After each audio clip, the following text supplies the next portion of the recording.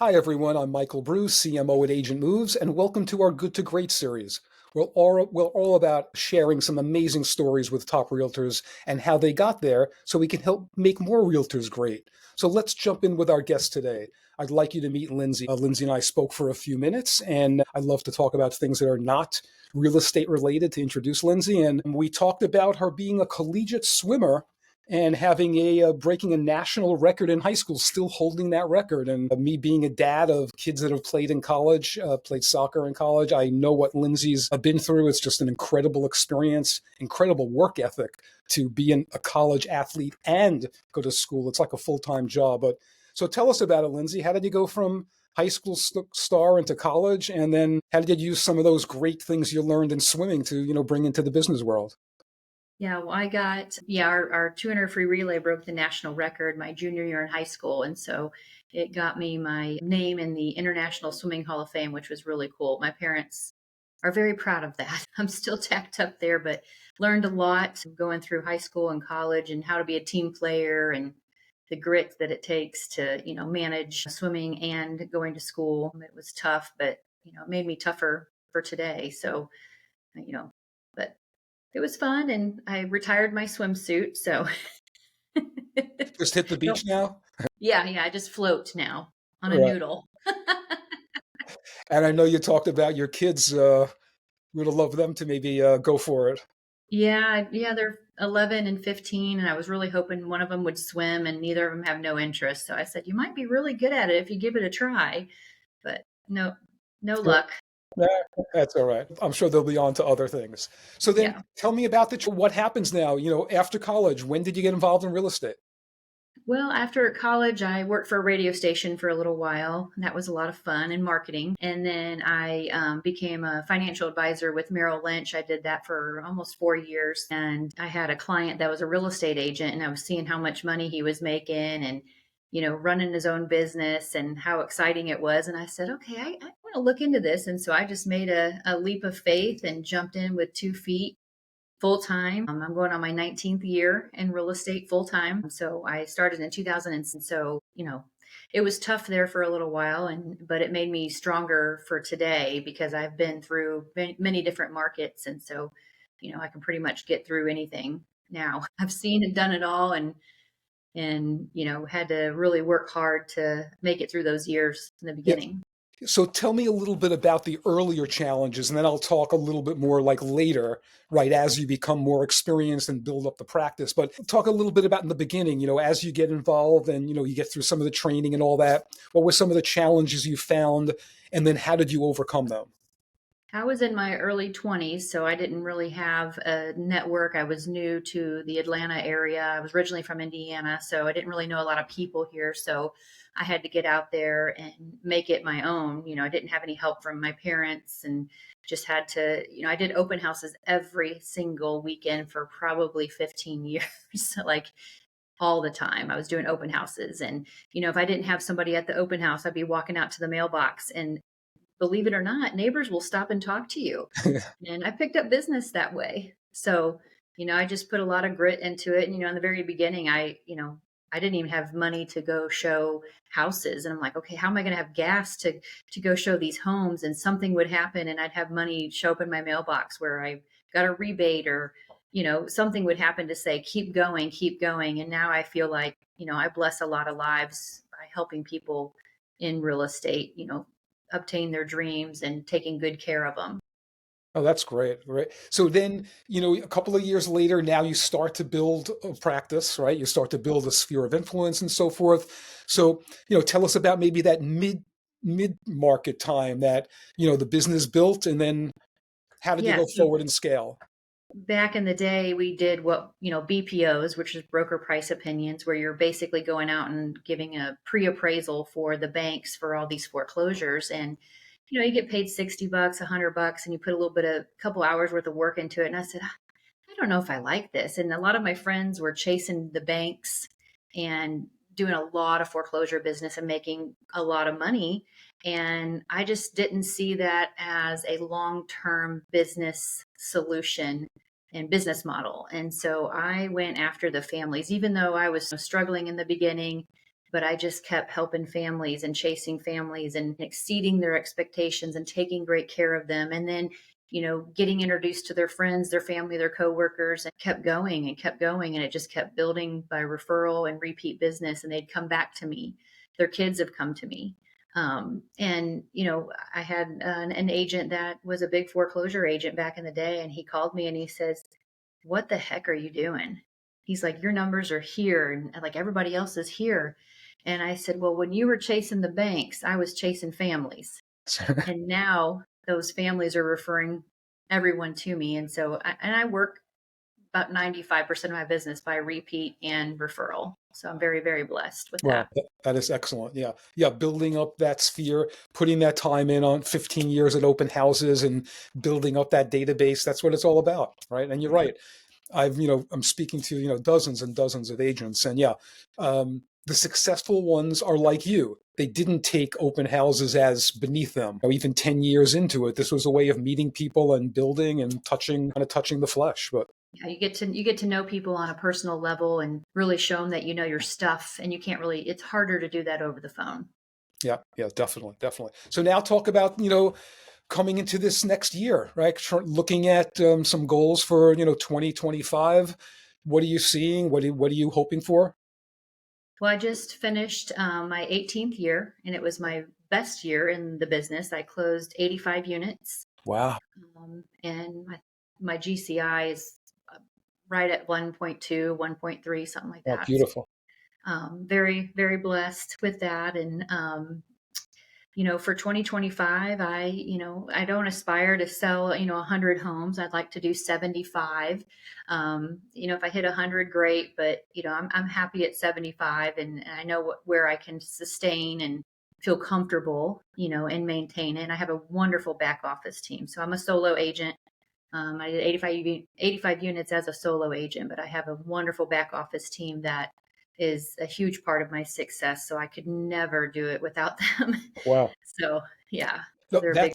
I have to say that is the biggest number I've heard of a solo agent in number of units sold. It's a crazy number. Well, thank you, So thank really, you. totally, totally amazing. So yeah, I can see why you have a year like that. Hey, if you can maintain that year, that's one heck of a year, right? Or like you said, drop a couple of units, maybe the values go up a little bit, but Yeah, that is a great year. So tell me a little bit about how you do it. From having a bit of a marketing background, what are you doing to work your database, stay in touch with your sphere of influence? What are some key things you're doing, some that you can share with people that'll kind of watch this video? I know everything that goes on in my clients' lives. So when they're having babies, I'm sending them a gift in the mail for their baby. When they're getting married, I'm picking something off of their wedding list and sending it to them. I'm paying attention to what they're doing and being a part of their lives.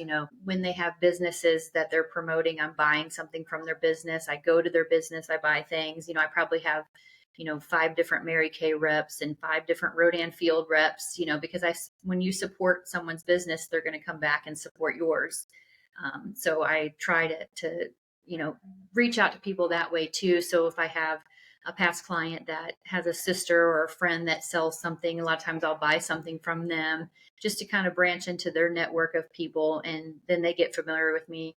I used to host housewarming parties for my clients. I provide all the wine, and I would attend their housewarming parties and encourage them to do them. I would also send out all the invitations, make their invitation for them with Beautiful. their new address, announcing that. So that was a big thing that I did for many, many years. And then I have a huge, I rent out the movie theater once a year for all my past clients, and I do a big pie day event. And Okay. my clients wait for that pie day event because every year it gets bigger and bigger. And so this year I provided Santa, every year I do Santa Claus. I have an amazing Santa, and I provide them with their Santa backdrop so they can do their Christmas cards. This year I added another layer and did a completely black backdrop and allowed them to do their family photos. And so I had people coming and saying, "We haven't had a family photo in probably over a decade." And so that was really heartwarming for me. And man, you'll be surprised how far people will drive for a $10 pie. I saw your pie advertised on Facebook. I was scrolling a little bit just to kind of see what you were doing, and yeah, Yeah. it seemed like a huge event. Oh yeah, I had a balloon artist and magician there this year, and I, catered it, and then I had sponsors, so I had, about 6 different of my vendors sponsored the event, so that helped me offset the cost of it and got them involved in it. And then I kind of tap into their network of employees too, because I invite, let them bring their employees and kind of get to know them on a personal level as well. Great. So So tell me, with the events are awesome. How are you staying in touch with your database? Because this has to be some significant database. 15 years of open houses alone, right? Is yeah. a tremendous amount of a sphere there that you're building. And now that you're in the community for 18 years, I'm sure between kids and school and all the places that you touch people, how are you staying in touch? Facebook's a big part of my success. So and Instagram, I really pay attention to what's going on in their lives, and I interact with them on those platforms. And if they're not on those platforms, I'm sending them text messages, a couple times a year just to check in and see how they're doing. And I've had where I've worked my way through the entire family, and so I've had one that just had a first grandbaby, and so of course I'm reaching out to them and saying, "Oh my gosh, I can call you grandma now." They're like, no, no, no, you're going to call me Dee Dee. When I have clients that are going through divorces and I'm the first call they make, or they decide they're going to move back to Atlanta and I'm the first call I know before their family knows, because they know they can count on me and I'm going to be there for them. And a lot of people say, well, what is the secret to your success? And I say, I'll tell you, but don't tell anybody. Okay. And they're like, okay, what is it? What is it? And I say, I answer my phone. So, I'm really reliable for people and they know they can count on me, and I fight for them to get what they need for their family. So, I mean, we can laugh at that, but that is such a true issue with agents. yes. Right? That is such a true issue that whether they find they get busy, a call comes in, they're not sure who is, they're not answering it, they don't follow up in time. And we know the stats in this industry. I've been involved in the industry, just a short while, but they are incredible stats, unlike I've seen, across almost any place that I've marketed to. I think it's something like 80% of sellers see one agent, Mm-hmm. right? Yep. And 75% never call the agent that they originally sold them the house because they don't remember them. Mm-hmm. Those Yep. are incredible stats. So it shows that A, I better have them remember me, and second, I better be the first one in. Yep. There's only 20% of those sales, right? So your point of every one of those phone calls that are not answered, or a text unanswered, or an email not followed up, I'm on to the next agent. So it's a funny secret tip. And I do ask, I'm through 20 or 25 agents already. You're the first one that has brought that up. But from the inside of this business, we know how significant this is. And I buy things for all my events. People get little tchotchkes that they get to take home with them, and the movie theater they get, grab bags that are full of all kinds of stuff. I provide all my past clients, and when we go to closings, everybody gets something with my name on it, whether it's a coffee mug, a water jug, a cell phone holder. A lot of times I do stuff that goes in their kitchens, because people keep that stuff. And then when they go get their coffee or they go get their wine or they go, open up I suffer from carpal tunnel. So I have these little rubber things that you can open up jars. And so I provide those to all my past clients. And, I said, I'm running out of ideas of things to buy them for their kitchens, but I want them to remember me. And where are they most every day in their house? They're in their kitchen. Yeah. Very, very So good. Very good. So let's take outside of answering your call, which I'm telling you is a huge tip, to your success. Tell me something else. The event's great. If you wanted to, give an experienced agent some advice that you've been seeing out there for them to scale. So they're doing this 10 years, 12 years, and they want to get their business up another 25, 30%. What's some advice you can give? you got to have the right people behind you.